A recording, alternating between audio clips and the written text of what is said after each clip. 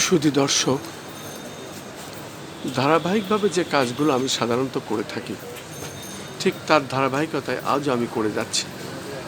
আমি খন্দকার মাসুদুজ্জামান, আমাদের ইউটিউব চ্যানেলগুলির পক্ষ থেকে এবং আমি একটি অনলাইন পোর্টালের সম্পাদক ও প্রকাশক taranewsbd.com-এ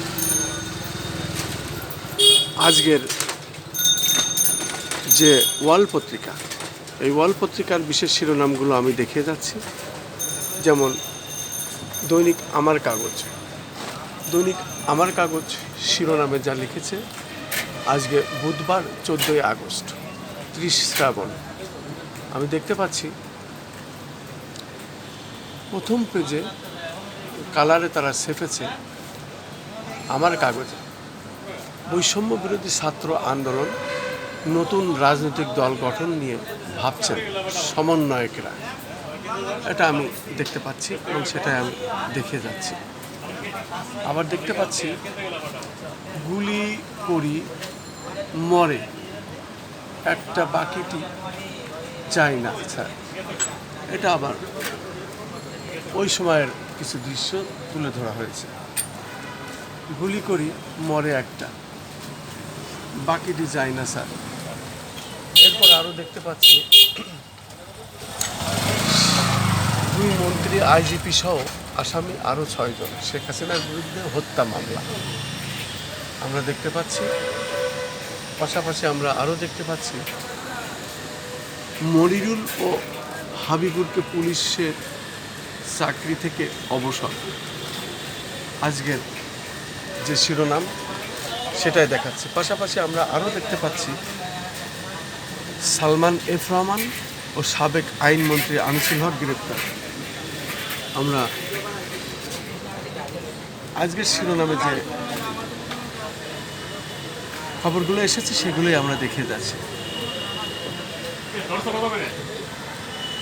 আবার আমরা দেখতে পাচ্ছি এখানে অনেকে জীবনে হুমকি আছে, আমরা তাদের আশ্রয় দিয়েছি, সেনাপ্রধান বলেছেন, সেটাও এখানে আছে, আমি দেখে যাচ্ছি। এ ধরনের অনেক নিউজই আজকে আছে আমরা দেখতে পাচ্ছি। এবং পুলিশের বড় ধরনের রদবদল আজকের পত্রিকার শিরোনামগুলি আমি দেখে যাচ্ছি। সীমান্তে বিজিবি আর পিঠ দেখাবে না, এ ধরনের কথা আছে আজ স্বরাষ্ট্র উপদেষ্টা। পাশাপাশি দেখতে পাচ্ছি ইন্টারনেট বন্ধ করেছিল বিটিআরসি ও এনটিএমসি, সেটাও এখানে আসছে। পাশাপাশি আমরা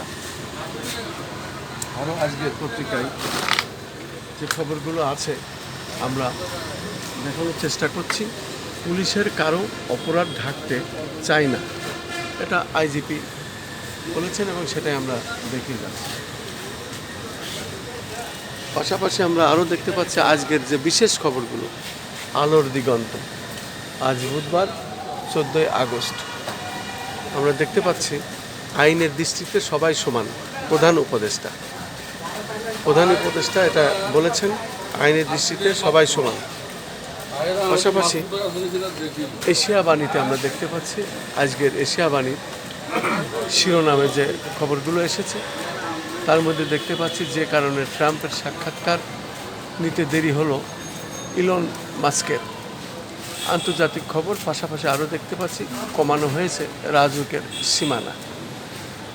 সেই সাথে দেখতে পাচ্ছি সাবেক আইনমন্ত্রী আনিসুল হক ও সালমান এফ রহমান গ্রেপ্তার।